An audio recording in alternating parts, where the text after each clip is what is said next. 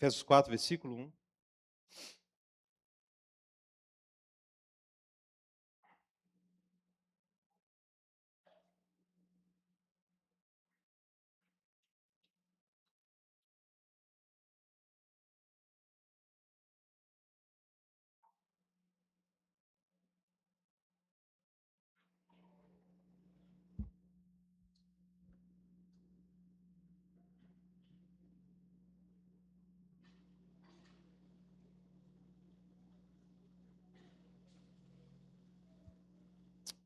Amém, meus amados?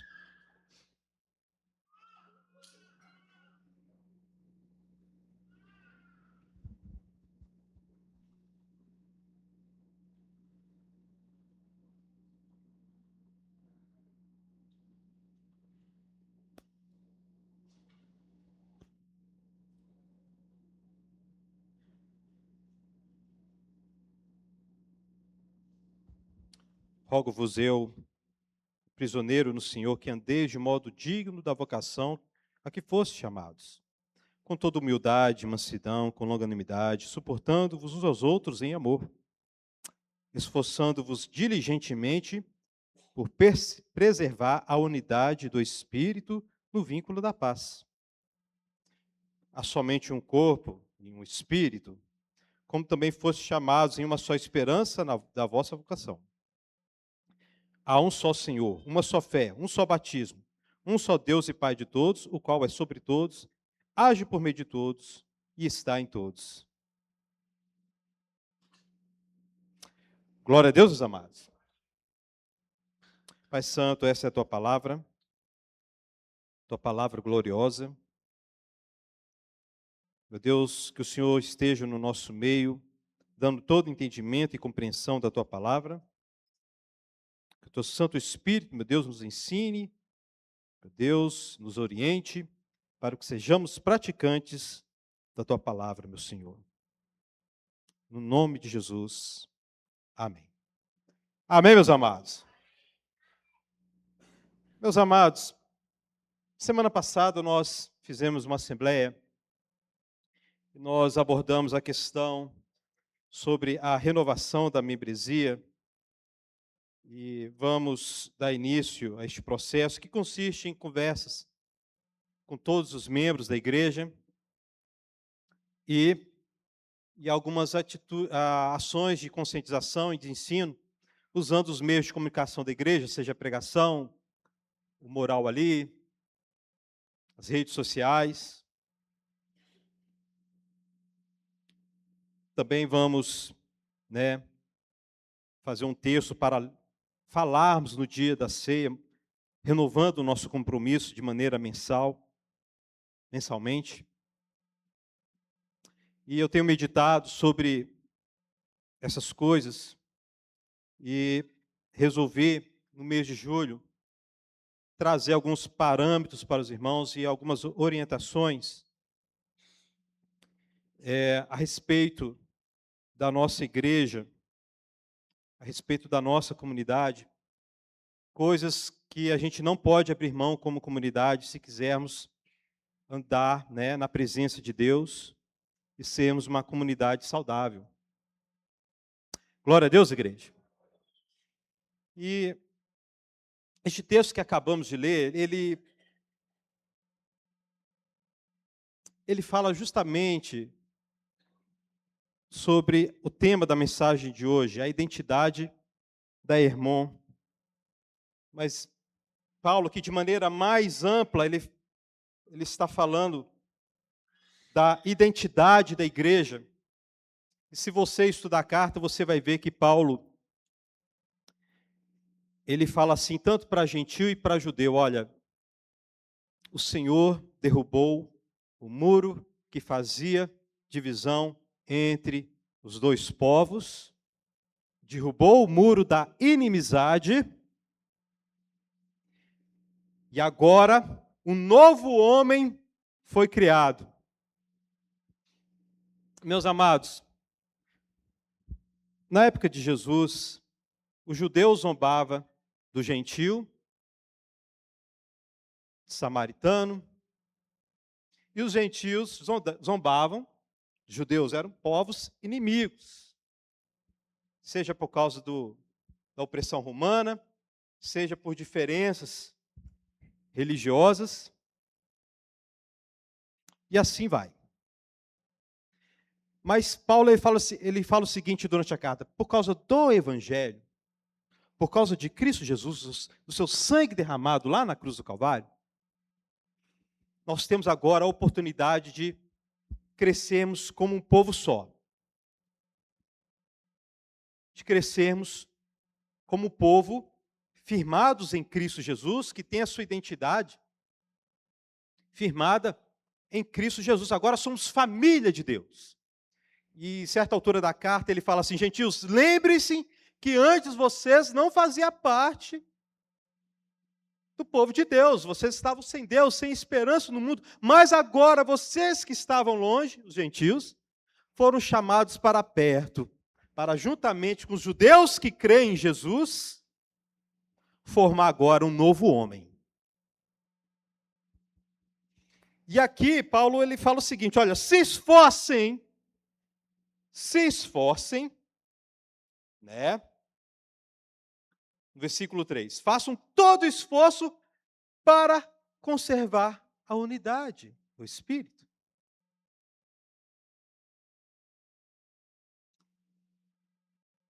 Para preservar essa unidade que vem do Espírito. Esta nova realidade que Jesus Cristo colocou para nós. Porque agora Deus só tem um povo. A igreja. Amém, meus amados?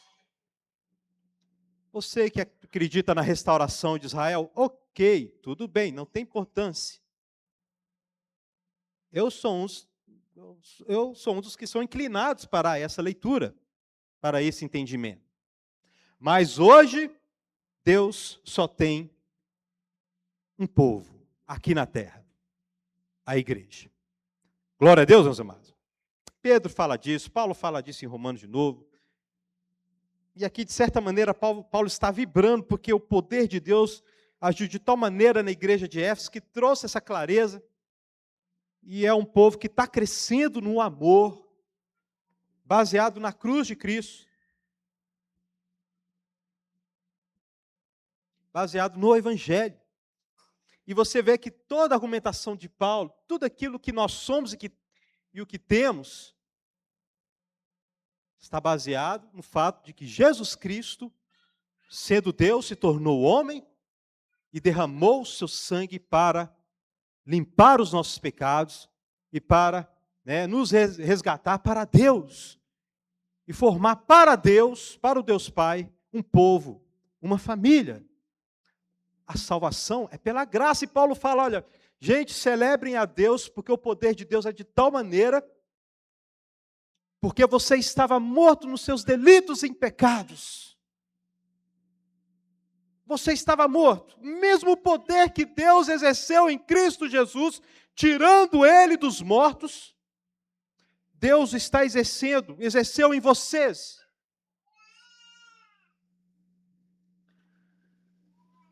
Vocês estavam mortos.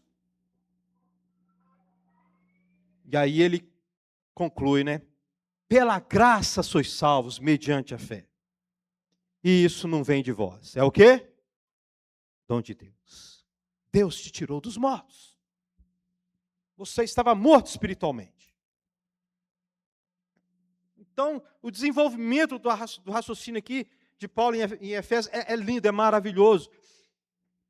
Mas o ponto que Paulo está tocando aqui neste capítulo é o seguinte, olha, dois povos que se odiavam, agora é um povo só, é um templo só. É um templo só. E o que dá forma a este templo é o amor de Deus, que alcança gentios e judeus. E no capítulo 3 ele faz oração. Eu oro para que vocês compreendam a largura, a profundidade e a altura deste templo de Deus que é formado pelo amor de Cristo.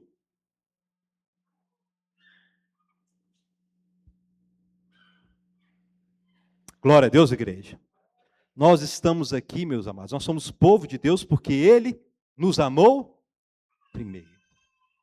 É o amor de Cristo que dá forma ao templo dele.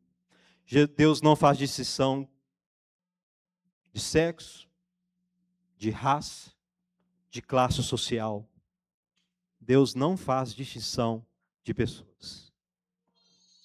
Só uma distinção que Deus faz. Você crê no meu filho ou não? Só essa. Glória a Deus, igreja. Só essa separação que Deus faz.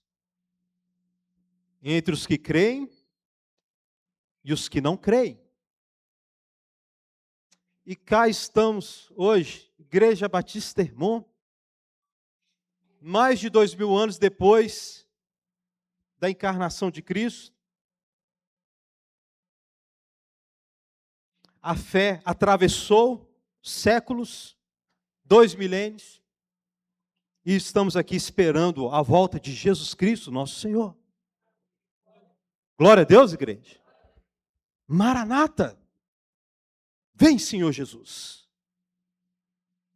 Vem, Senhor Jesus. Hoje nós somos parte do reino. A Igreja Batista Hermon, uma pequena parte, uma pequena, minúscula fração de um reino grandioso que é formado por todos aqueles que invocaram o nome de Jesus de todas as eras.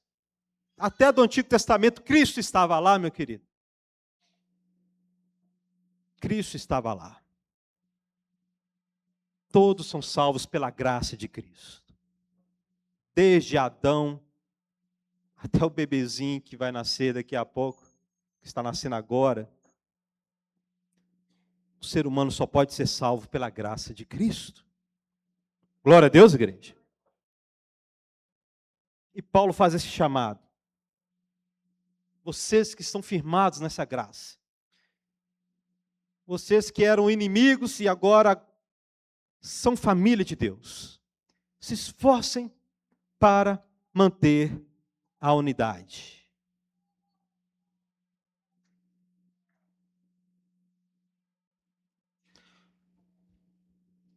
Meus amados irmãos, e falando sobre a identidade da Igreja Batista Hermon, nós somos um povo, meu querido, que afirma que a Bíblia é a nossa única fonte de fé e prática.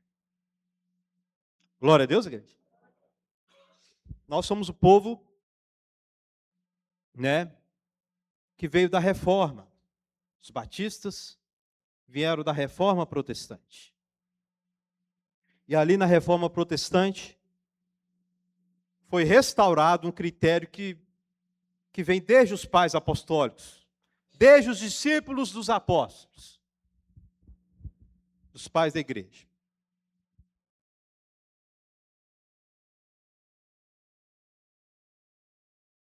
Que é ser guiado pela palavra de Cristo, pela palavra dos apóstolos, porque eles viram Cristo e receberam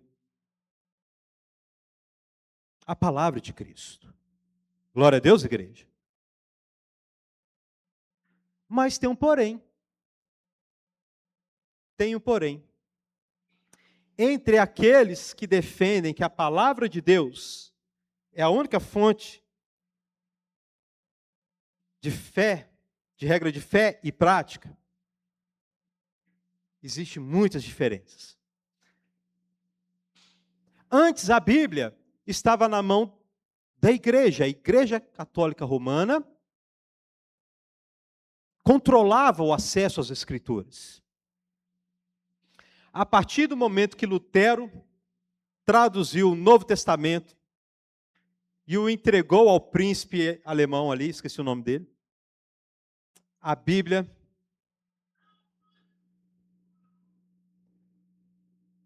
parou na mão do povo. Glória a Deus mesmo. A Bíblia Parou na mão do povo. E dentre os que defendem as autoridades das Escrituras e que desenvolve a sua vida somente nas Escrituras, a sua vida de fé, de prática, somente através das Escrituras, você vai encontrar diferenças.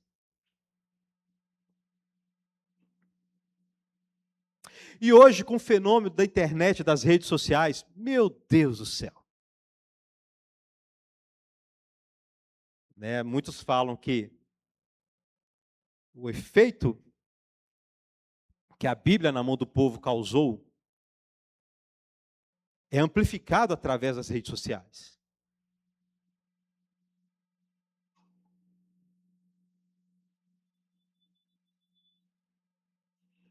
Mas a Bíblia é um livro muito difícil de ler. Não é fácil, não. Tá? Não é fácil entender as Escrituras. Não é, não é. Você pode entender coisas básicas ali, tal. Mas não é fácil entender as Escrituras.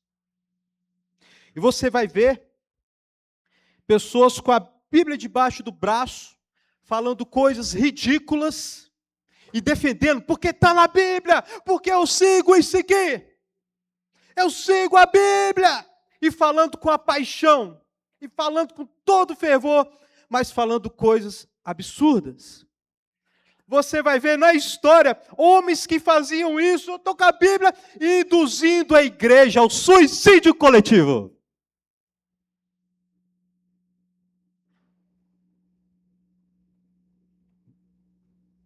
Você já ouviu falar disso?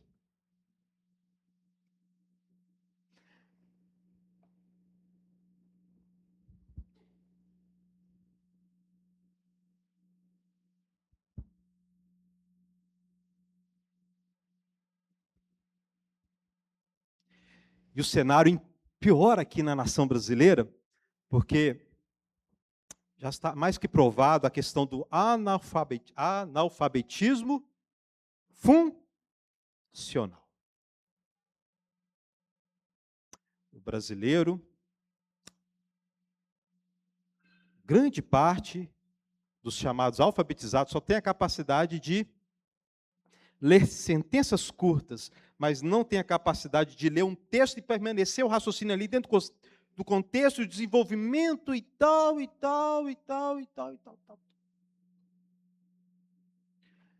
Mas tem um outro porém aí. Entre aqueles que têm um pleno desenvolvimento cognitivo no que diz respeito à interpretação, você também vai encontrar diferenças. E todos eles, né, vão defender. A Bíblia é minha única fonte de regra e fé. E aí você às vezes que não tem a oportunidade de aprofundar,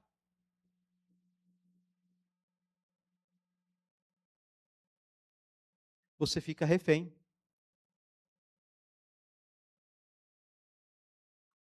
Você fica refém, sem saber. E às vezes você escuta, né? Você escuta uma coisa aqui e outra ali.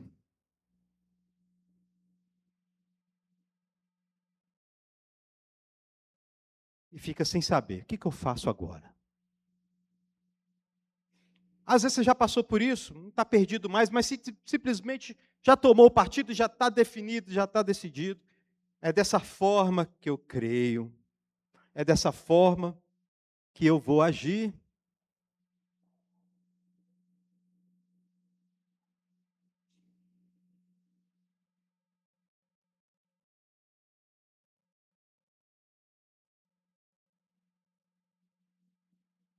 E aí tem um outro quadro que agrava a situação, que é o seguinte: dentre aqueles que defendem a autoridade das Escrituras, surgem aqueles também que desenvolve doutrinas baseadas em experiência. E o texto que eles usam são textos muito complicados. Muito complicados. Que os estudiosos da Bíblia, né, a academia, né, aqueles que, né, realmente debruçam ali no grego e no hebraico, ficam ali, o que está acontecendo aqui? O que está acontecendo aqui? Tá. E aí, muitas seitas surgem assim, baseadas em experiências sobrenaturais. Eu falei muitas, mas provavelmente é todas. Não me vem à cabeça nenhuma que não tenha sido fruto de uma experiência. Seja com anjo, seja com visão, sejam com maravilhas e sinais.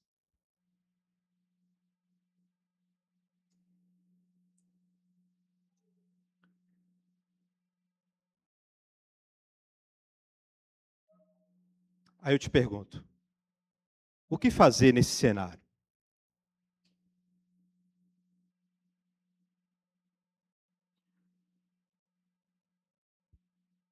Porque essas coisas geram facções, dissensões, cismas.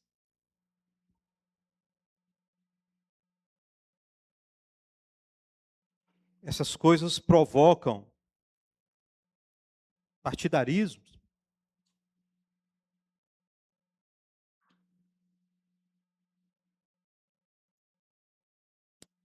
E levamos séculos para fazer as pazes. Por exemplo, logo após a Reforma Protestante, muitos daqueles que vieram da Reforma começaram a se matar por causa de forma de batismo. Você sabia disso? Nós somos o povo da verdade, amém, meus amados? A Bíblia não oculta os pecados de Abraão, de Moisés e de Davi. Nós somos o povo da verdade. Aqui, nós não vamos ocultar os nossos pecados ao longo da história. Nós, os protestantes, matamos sim.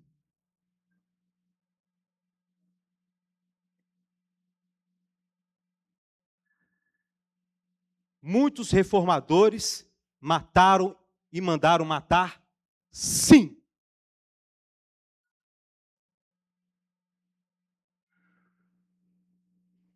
Por causa de diferenças. E todos esses grupos, tirando a Igreja Católica, porque a Igreja Católica tem 3 fontes de autoridade, a Bíblia, o Magistério e o Papa, não é isso? É isso mesmo? Nós só temos a Bíblia. Glória a Deus, igreja. Dentre esse povo que só tinha a Bíblia, essas coisas aconteceram.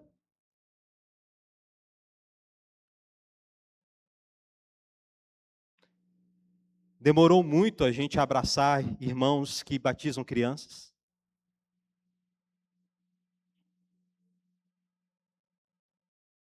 Tá? Na minha infância, eu me lembro que quando eu estava de calça na rua, um senhor me cumprimentava com a paz. Quando eu estava de bermuda, ele passava direto e eu cumprimentava, ele olhava para mim e seguia adiante.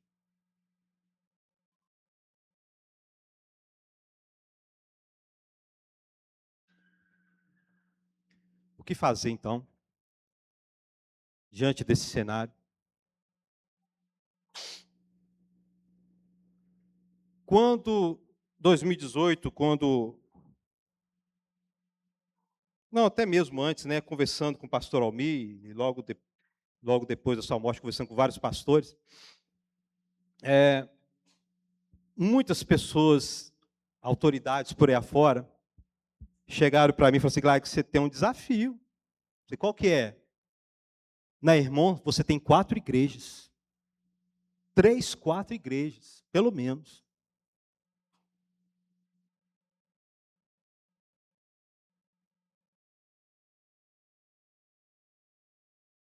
Três, 4 igrejas.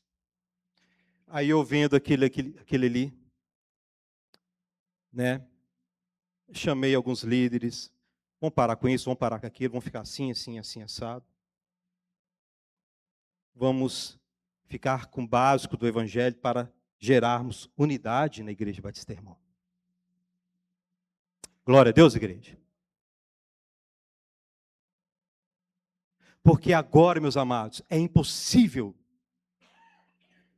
com a Bíblia na mão, com as redes sociais, é impossível segurar, controlar. E que bom que é impossível. Porque quando houve o controle, deu ruim. Quando a Igreja Católica Romana controlava, deu ruim.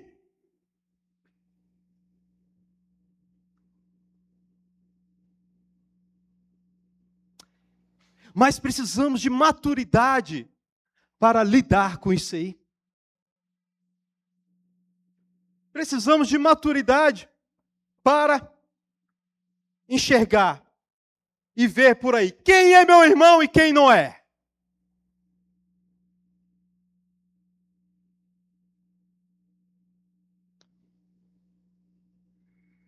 Quem faz parte do povo de Deus e quem não faz, porque realmente, meus irmãos, tem igrejas que agora são sinagogas de Satanás.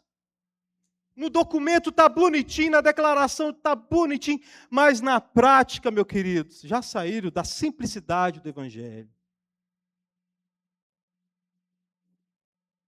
E eles estão na mídia, e eles estão produzindo livros de devocional. E eles estão na prateleira dos crentes, lá nas estantes. E eles estão nas redes sociais, eles estão na TV.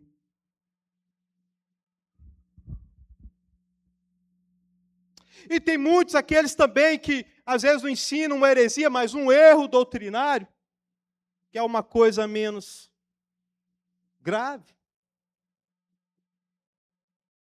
Porque os hereges não entrarão no reino de Deus, mas aqueles que cometem erros doutrinários ainda são irmãos.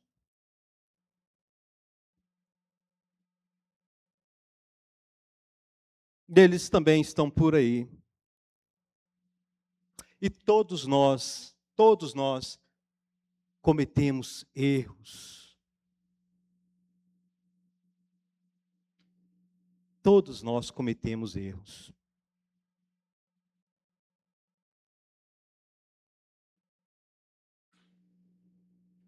O que fazer diante desse quadro? E o que isso tem a ver com a nossa identidade?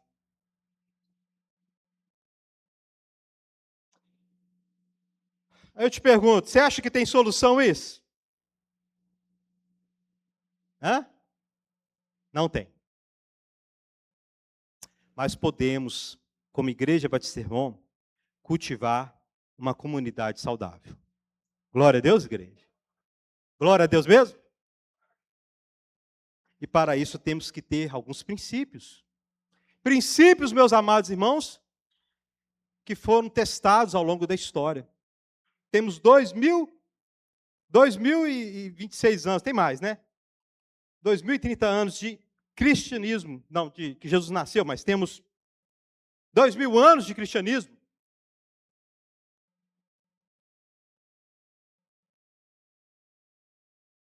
Nós acompanhamos na história e está tudo registrado, tudo bonitinho registrado. Olha, meu querido irmão, uma das coisas que diferencia o cristianismo, os cristãos, os outros, é porque até as nossas incoerências, as nossas lutas estão registradas na história.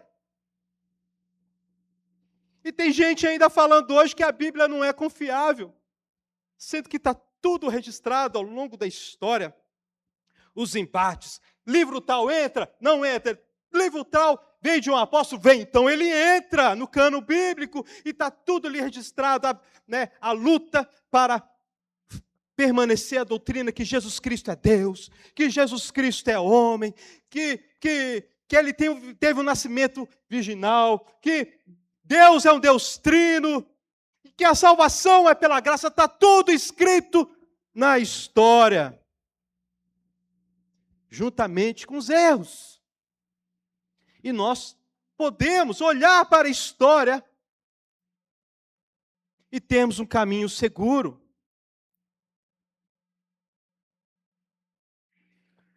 E trilharmos este caminho seguro. Glória a Deus, igreja. E por isso, vou falar desses princípios agora.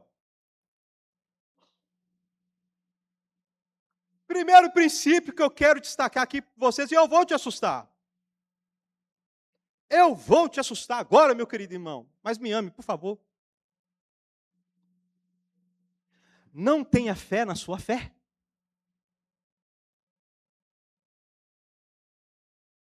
Fala assim com o seu irmão, não tenha fé na sua fé. O que é isso, pastor?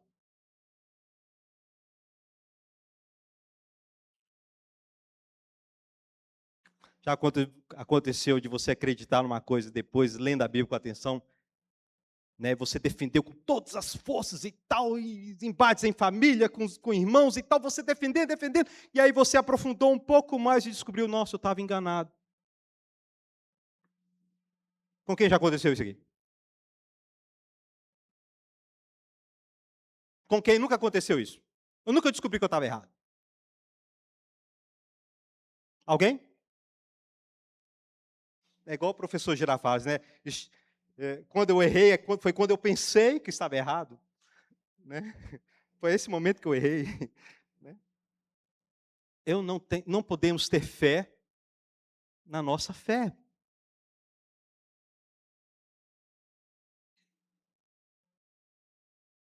É perigoso.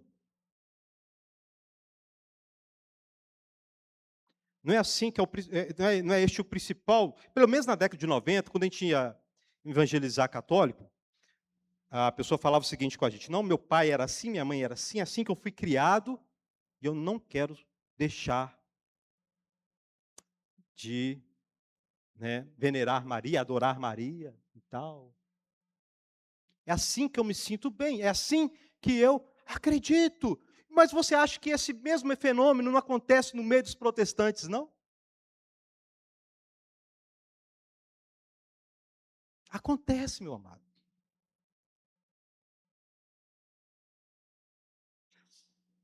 Por isso que nós, meus amados, uma das coisas que deve definir a identidade da nossa igreja é sempre estudar as Escrituras e ler as Escrituras contra nós mesmos. Glória a Deus, igreja. E o batista está livre, sabe por que o batista está em vantagem? Sabe por quê, meu querido? Um dos princípios batistas é o seguinte, olha, nós não somos escravos de nenhuma confissão.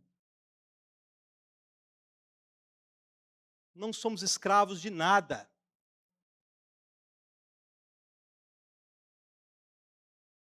Nós não devemos nada a nenhuma estrutura.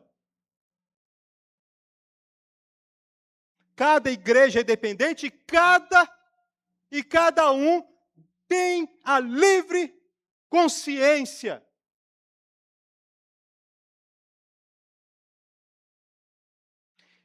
E as Escrituras são as Escrituras e, se for provado pelas Escrituras, como disse Martinho Lutero, diante ali dos seus acusadores, eu vou mudar de opinião.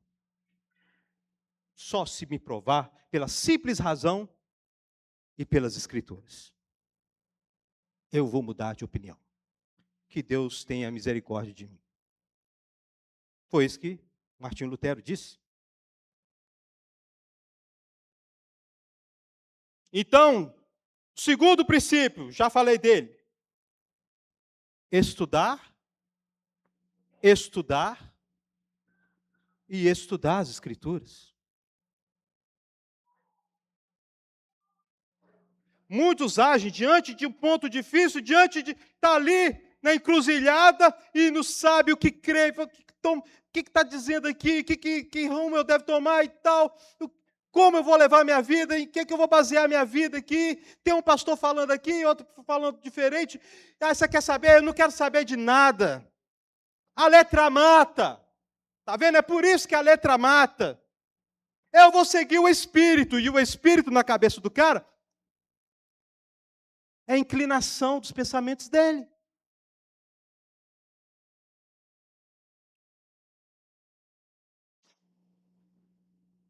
E aí abandona o estudo. E aí não investiga. E aí não vê na história da igreja isso já aconteceu antes. E aí não conversa com os irmãos. E aí continua aquela história de ignorância espiritual. Quem já viu uma coisa assim? Ô, gente, se manifeste, por favor. Quem já viu alguma coisa assim?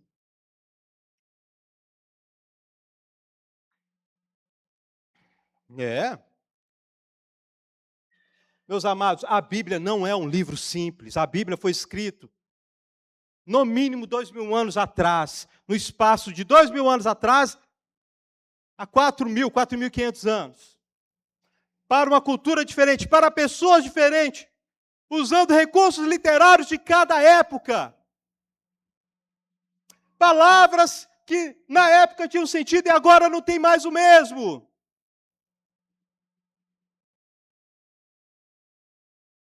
Em contextos diferentes.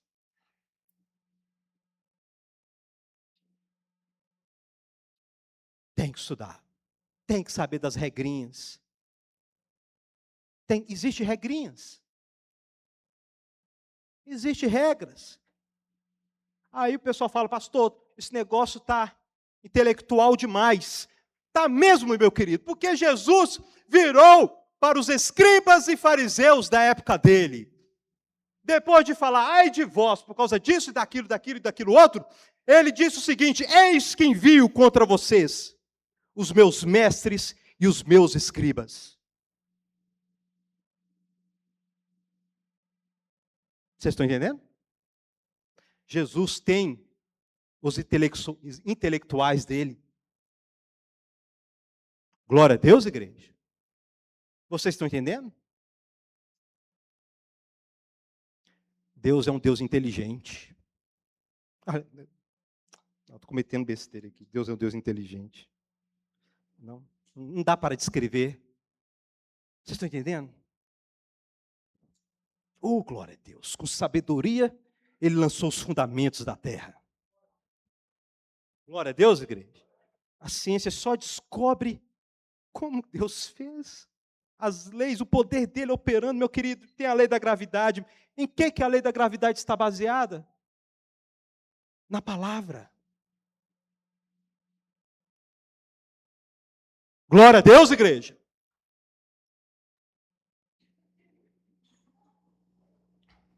Então, o cristão, diante de uma dificuldade, ele estuda.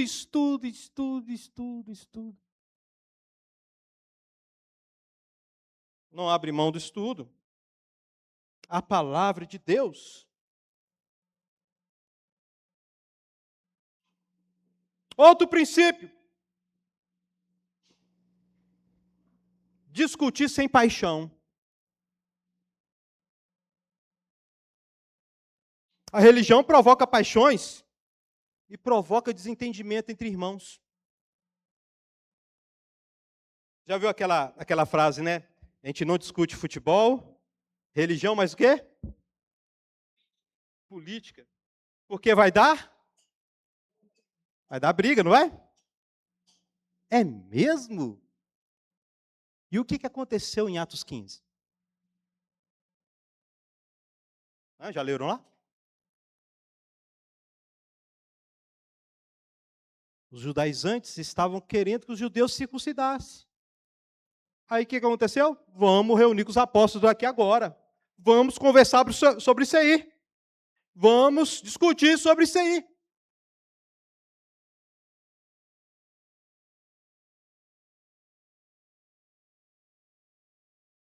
E um dos princípios da nossa igreja, da reforma protestante, melhor dizendo, é a igreja reformada sempre ir se reformando. Porque está ligada com orar e vigiar. O orar e vigiar, meu querido, por que você tem que orar e vigiar? Porque essa natureza carnal está bem viva. E você tem que estar sempre vigiando e avaliando a sua vida. E em grupo, isso acontece, esse orar e vigiar, acontece, essa vigilância acontece através de conversas. Através de discussões teológicas. E discussão aqui, meu querido, não quero levar você para aquela coisa lá de briga, não. Discussão é conversa. Conversas, né, nas quais duas pessoas não concordam.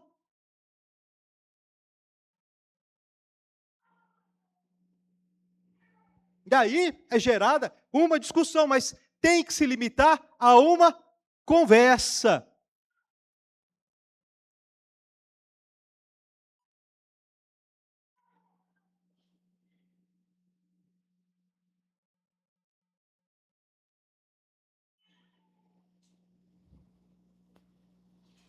Meus amados, a paixão, a torcida, ela nos leva a abraçar ideias ou pessoas que falam algumas ideias por motivos que não são inteligentes. Sabe por que a nossa natureza é tão caída? A nossa natureza é tão caída que nós, se uma pessoa que nós gostamos fala uma coisa, a gente tem uma abertura maior para aceitar aquela coisa que ele falou. Mas isso não quer dizer que está certo. E se de repente uma pessoa que nós não gostamos fala uma coisa, mas falou certo, nós rejeitamos aquilo que ela falou por causa da pessoa.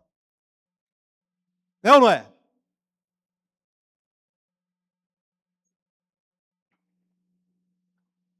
E este não é um método sábio de se chegar à verdade. Glória a Deus, igreja. Eu estou complicando demais a coisa aqui? Hã? Meu querido, eu estou falando de fundamentos aqui. Hoje é dia para pensar, tá? Amém, meus amados? Hoje é dia, você vai chegar em casa assim, nossa, né? É muito intelectual esse negócio aí. Né? Ok, é isso mesmo, essa é a intenção. Porque Deus tem os seus escribas e os seus mestres. Glória a Deus, igreja. Faz parte do reino. Está lá em Efésios 4 também, os ministérios.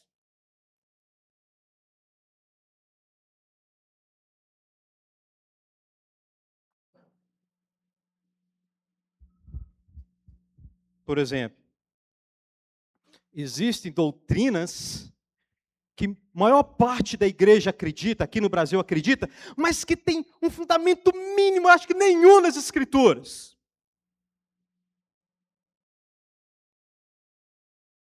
Quem acredita que a igreja não vai passar pela grande tribulação? Levanta a mão. Quem já viu deixados para trás, levante a mão. Agora eu sei que um montão de gente vai levantar a mão. O povo está com preguiça de levantar a mão. Vou parar de perguntar isso. Mais raiva do que tudo. Você sabia que aquilo que é retratado no filme Deixados para Trás, quando você pega para estudar e você vai ler a Bíblia, peraí, quer dizer então as 70 semanas de Daniel, ok, mas aqui 3 anos e meio, 3 anos, vai ter vai ter a vinda secreta, a volta secreta e a segunda volta de Cristo, né, aí sim para reinar, e você vai estudar as Escrituras, carece de texto claro sobre isso.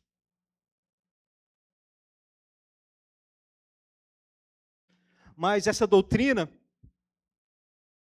tomou uma proporção e veio filmes e tal, e todo mundo, né, a maioria não estuda a Bíblia a fundo, acredita, nossa, né? E canta aquele hino, onde está aquele povo barulhento? Quem já cantou esse hino? Onde está que não se vê nenhum irmão? Meu Deus do céu.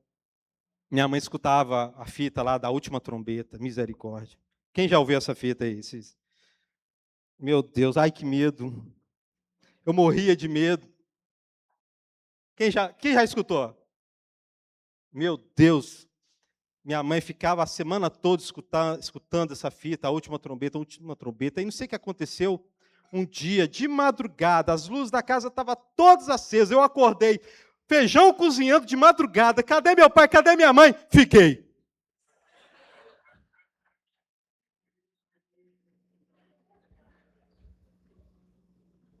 Fiquei. Aí liguei a televisão, deixa eu ver se tem avião caindo, né? Mas é uma doutrina que foi popularizada que carece de clareza.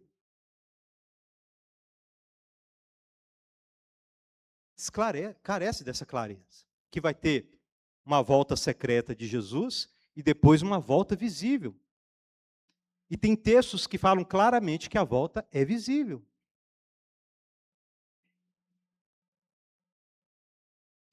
Mas aí o cara foi condicionado nessa doutrina, ele foi condicionado e ele desenvolveu uma paixão, um apego a essa doutrina, e quando vem alguém falando uma coisa diferente,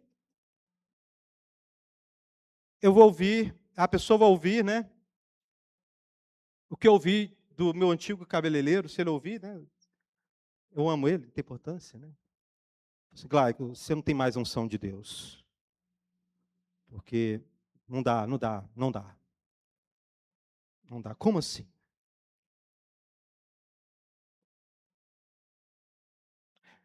A doutrina que nós discordamos é simplesmente a forma que Jesus Cristo vai voltar.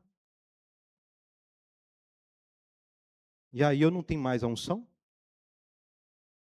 Não sou mais um filho de Deus? Hã? Mas eu entendo a dificuldade, porque foi condicionado. Na igreja que ele vai, ter até um cartaz assim que tem tudo desenhado bonitinho, com todas as fases do fim do mundo. Quem já viu esse cartaz aí? E ali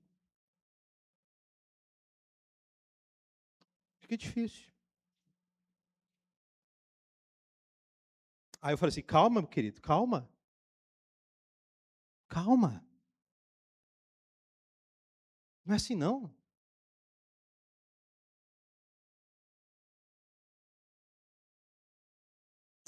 Outro princípio.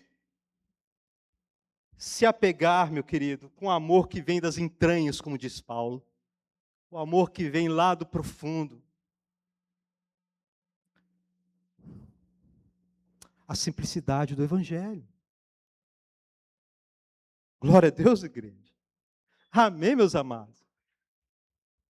O Evangelho é simples, meu querido irmão. O Evangelho fala sobre a santidade do Deus Criador de todas as coisas. O Evangelho fala da impossibilidade do homem se salvar. O homem é incapaz de salvar. O Evangelho fala da regeneração do Espírito Santo, da justificação pelo sangue de Cristo. O Evangelho fala da perseverança daqueles que creem, da perseverança do crescimento rumo ao alvo, a soberana vocação em Cristo. O Evangelho fala da consumação de todas as coisas, que é o estabelecimento total do reino, que é a volta de Cristo. O Evangelho é simples, por isso que Paulo fala, há um só batismo, um só Senhor, um só Deus Pai de todos, um só Espírito. Vamos permanecer nessa simplicidade aqui.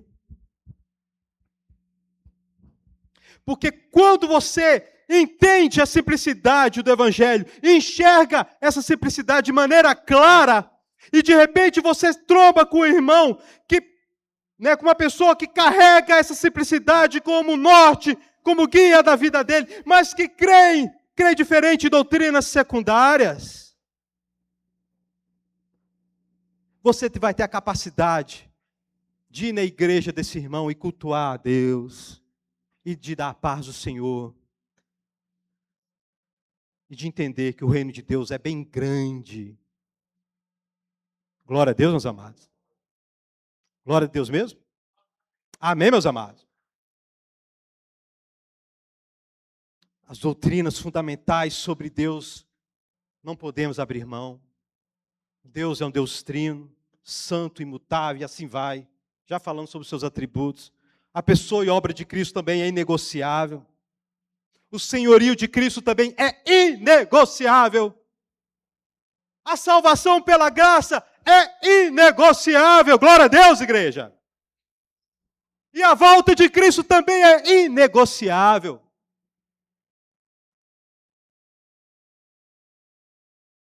E também entender que aqueles que são de Cristo, amam a Cristo e obedecem a Cristo, também isto é inegociável, porque são absolutos da palavra. Quando você estuda, você vai começar a entender os absolutos da palavra. Coisas que Deus não abre mão. E coisas que vão definir tal pessoa é ou não irmão. E aí você vai entender, peraí, esse aqui é meu irmão. Peraí, não, esse aqui eu preciso pregar para ele.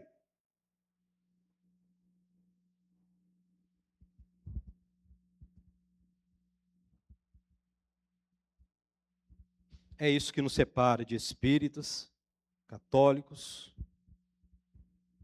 tá? Testemunho de Jeová. Tá bom? O adventismo está uma bagunça hoje, mas no papel dos adventistas, no papel, na declaração de fé deles, dos adventistas, tá? Porque a questão do sábado é o menor dos problemas. E é isso também que agora a coisa está tomando forma, a coisa está ficando clara. Desde a década de 90, profetas têm se levantado para avisar. Isso também está nos separando de muitas igrejas neopentecostais, que tiraram a centralidade do Evangelho em Deus e colocaram a centralidade do homem, e assim veio toda a sorte de bagunça. Não estou falando que todos já estão lá, não, tá? Cuidado com o que eu estou falando aqui. Mas muitas igrejas já fecharam a questão, falando que neopentecostal não é irmão, tem que pregar para ele.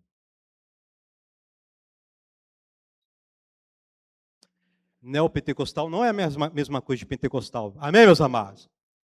Tá? Depois eu vou explicar isso para o irmão. O que diferencia um pentecostal de um neopentecostal? Tá bom?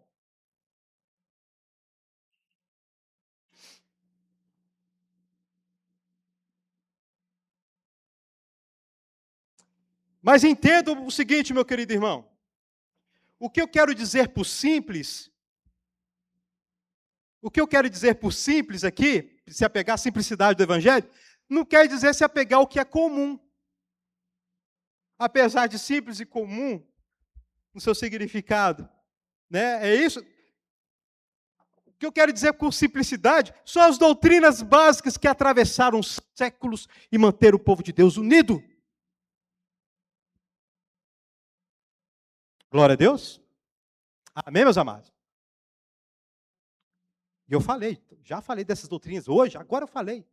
A pessoa, os atributos de Deus, quem é Deus, a pessoa e obra de Cristo, o Evangelho da graça. Quem conhece de qual credo apostólico? Crê em Deus Pai Todo-Poderoso, né? Quem conhece? Basicamente aquilo ali. Atravessou séculos.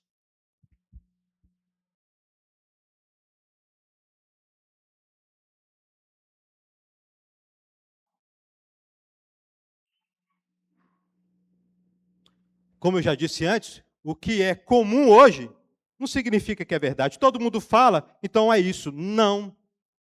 Não. Eu acabei de falar que a maioria da nação brasileira, dos cristãos brasileiros, acreditam no arrebatamento secreto. Não é? significa que essa doutrina está certa, porque a maioria fala que é? Não. Hoje, uma doutrina que está crescendo e ganhando corpo é de que o sinal de salvação não é mais o fruto do Espírito.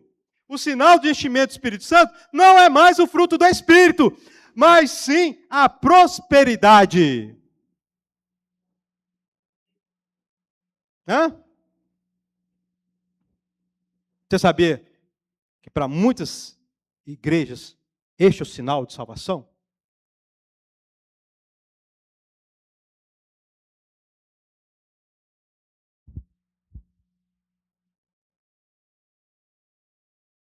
Outro princípio que eu quero destacar aqui com os irmãos. Para resolvermos este problema, o problema de que cada um fala uma coisa, além de nos apegarmos à simplicidade das doutrinas que atravessaram os séculos, é promover a simplicidade. Promover a simplicidade. Você tem que se apegar à simplicidade. Eu já falei com os irmãos, um tempo da minha vida eu separei para analisar Paulo e Pedro e fazer o que deixava esses caras fortes. Eu quero ser forte igual Pedro, igual Paulo. O que era importante para eles? O que era importante para Paulo, por exemplo, Paulo declara isso, olha, eu amo a Deus porque Ele me amou, eu que era pecador, pervertido, ignorante, mas Deus fez de mim um exemplo, mostrando que Ele pode salvar pecadores. Então a experiência de Paulo com a graça de Deus, a experiência de Paulo com o seu próprio pecado, e ele fala disso em Romanos 7, é profunda.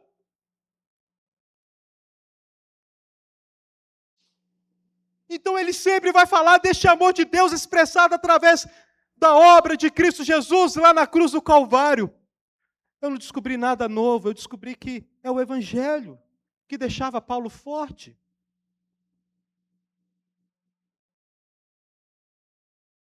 Era o Evangelho, a simplicidade, a experiência pessoal com Deus Santo.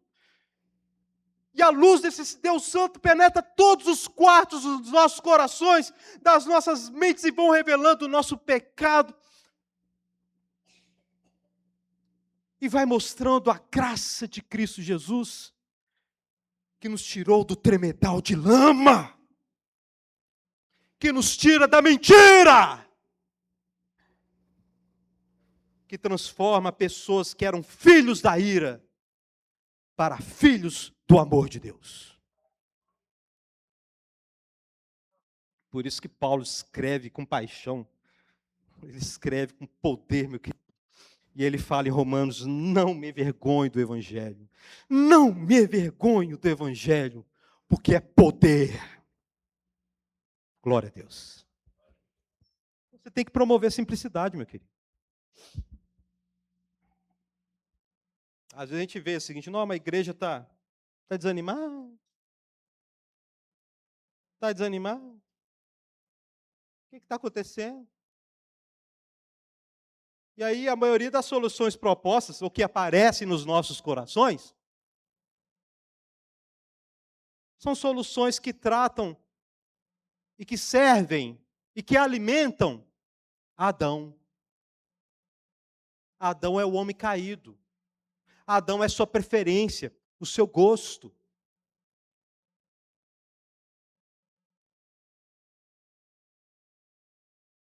Mas o Evangelho, meu querido, trata da cruz, de que nós devemos nos unir com Cristo crucificado e morrer com Ele.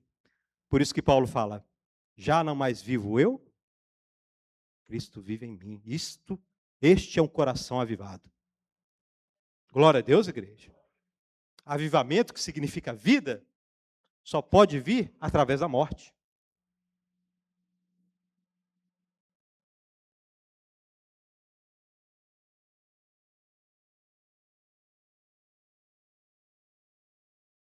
Outro princípio.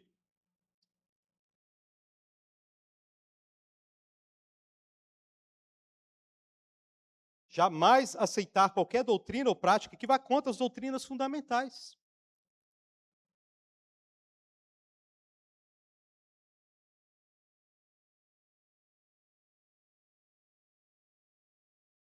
Não podemos aceitar nenhuma doutrina ou prática que vão contra, que vai contra doutrinas fundamentais.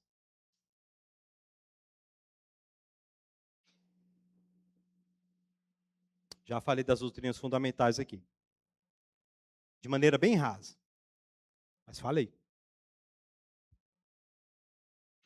E aí você tem que ficar atento, porque o cristianismo brasileiro,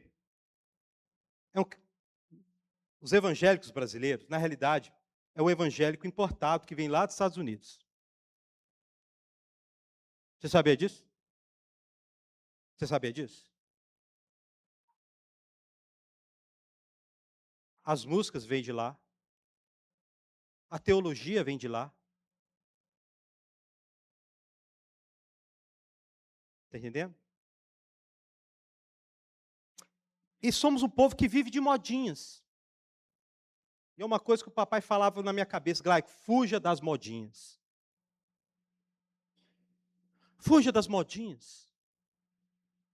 Porque toda hora aparece uma modinha para solucionar o problema da igreja.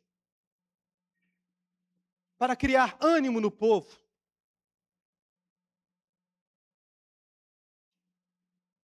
Toda hora. E o papai falava, fuja das modinhas. E as modinhas vêm de lá. A maioria. Agora a gente está começando a importar também as modinhas, né? Exportar, melhor dizendo.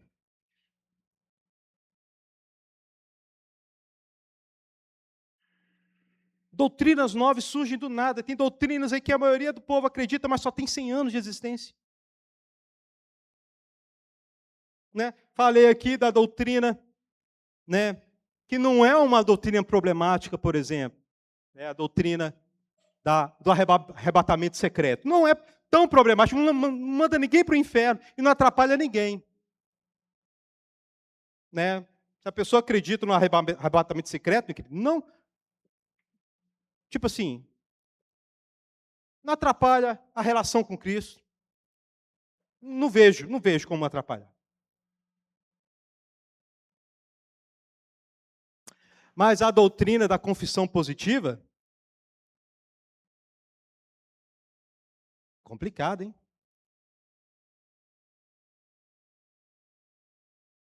A doutrina que o cristão tem o poder de criar através da sua palavra.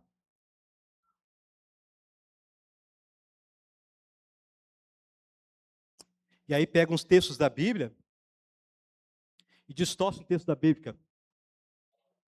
Tenha fé em Deus. Aí distorce, tenha fé de Deus. Quem já ouviu falar isso aí? Marcos capítulo 11. Está escrito lá, tenha fé em Deus. Aí distorce, tenha fé de Deus. Deus tem fé agora. E Hebreus capítulo 11. Pela fé Deus criou o universo. Ou seja, Deus usou fé para criar o universo. E você faz parte do Cristo. Logo, você é Cristo. E se você é Cristo, a sua palavra tem poder de criar. Que lógica, hein?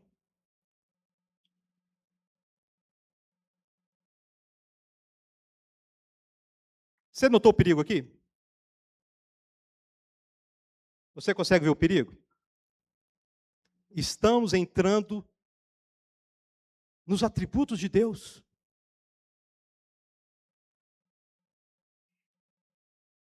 Estamos entrando dentro dos atributos de Deus. Um deles é todo-poderoso. E o outro, ele é soberano. Você consegue ver? Amém, meus amados?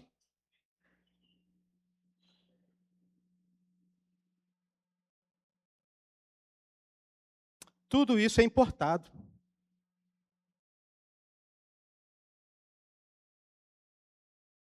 Então devemos, meus amados, tomar cuidado se aquilo que nós estamos ouvindo vai contra doutrinas absolutas. Glória a Deus, igreja. Devemos tomar cuidado, existem doutrinas absolutas. Sabe? Então, peraí. Eu tenho poder agora? Só preciso de fé? Eu preciso ter a fé de Deus. A fé que tem poder de transportar montanhas?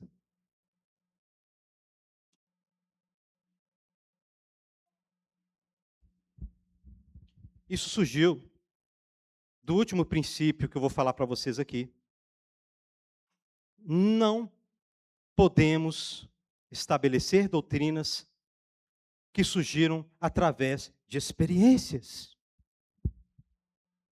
Porque experiência é experiência, meu querido. Nós não conseguimos sistematizar a experiência que temos. Nós não conseguimos sistematizar a experiência. Nós não conseguimos discernir experiência direito.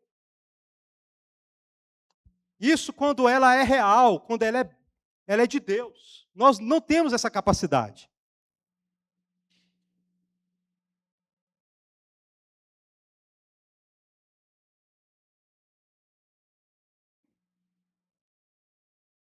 A irmã teve uma experiência com Deus, e Deus falou no coração dela, minha irmã não, né? Minha filha, minha irmã Deus chamando ela.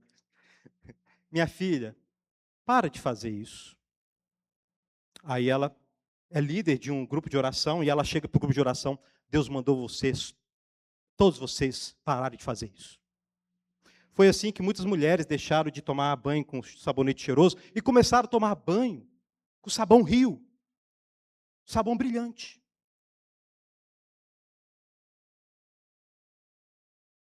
Não estou brincando, não.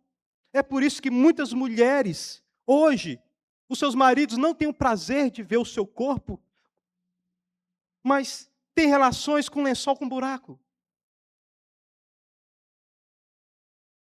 É por isso, por causa de experiências, que uma irmãzinha que era prostituta converteu, casou com um pedreiro simples da igreja, não conseguia engravidar, foi conversar com o pastor, e o pastor teve uma experiência com Deus e falou: você não está conseguindo ter filho, porque o seu ventre está impuro, logo você tem que ter uma relação sexual com um homem santo para purificar o seu ventre.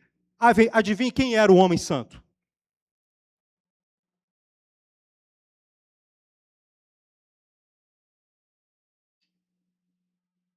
E assim vai, meu querido irmão. Nós, a igreja evangélica, é capaz de produzir loucuras. Glória a Deus, igreja. Meus amados, aplicando todos esses princípios, é lógico, isso aqui eu tirei do coração e daquilo que do acesso ao estudo que eu tive, né, material que eu tive. Mas pode ter outros, mas aplicando esses princípios, nós conseguimos cultivar uma boa igreja. Glória a Deus, igreja.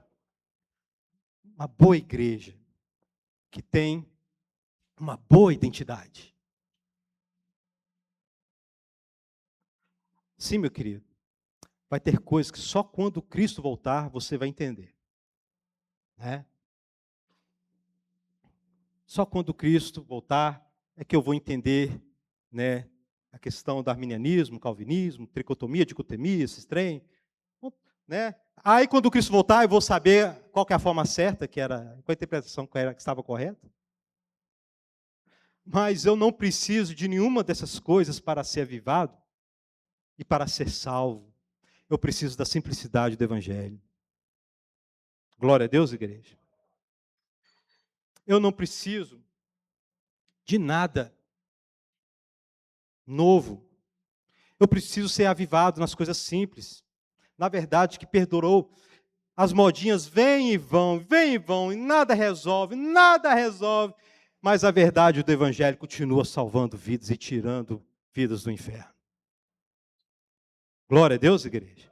Então a gente tem que olhar para a história, olhar para essas coisas todas e entender o que eu preciso, o que a Igreja Batista Irmão precisa para ser uma igreja mais abençoada. Não tem muito segredo não, meu querido. Não tem segredo não. Precisamos buscar simplicidade, né? Precisamos aplicar esses princípios e aquietar a nossa alma, porque somos insatisfeitos. Satisfeitos e não aguentamos nenhuma boa rotina, nós aguentamos, rapidamente ficamos entediados. Eu vou trazer uma mensagem aqui um dia, vai se chamar o seguinte: entediados com Cristo. Entediados com Cristo. Meus amados, às vezes nós ficamos entediados com Cristo. Sabe? A carnalidade fala alto. Ainda mais nesse mundo de informações rápidas e tal. E a dopamina lá no alto. Né? As suas decisões levam o seu corpo a acostumar com a disposição errada. Não aguentamos parar um minuto e ficar em silêncio com nós mesmos. E aí fica tudo entediante. E aí o pessoal olha para o lado, olha para o outro. Pastor Glauco, resolve esse problema aí para mim. Resolvo nada. Se vira. Eu quero ser avivado, a culpa é do pastor. Ô meu querido, eu sou apenas um mensageiro. Eu tenho que resolver meus problemas. Que Deus abençoe vocês no nome de Jesus. Que Deus fortaleça vocês no nome de Jesus. Então, meus amados, para termos uma boa identidade, uma comunidade saudável, a gente precisa aprender e desenvolver, meus amados, na palavra de Deus, na simplicidade, na oração. Precisamos ser um povo que ora, um povo que busca a Deus. Amém, meus amados? Que Deus te abençoe no nome de Jesus. Fique de pé.